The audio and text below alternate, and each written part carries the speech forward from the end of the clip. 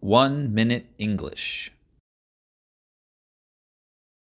In this 1-minute lesson, we are going to have a look at some different uses for at all.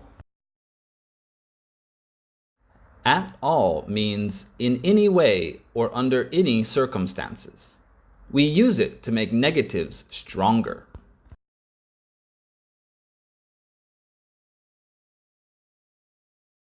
He doesn't like her at all. I didn't sleep at all last night. He failed the test because he didn't study at all. We can also use at all in questions.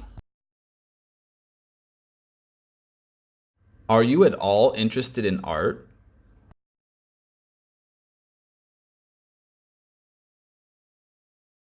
Did you sleep at all last night?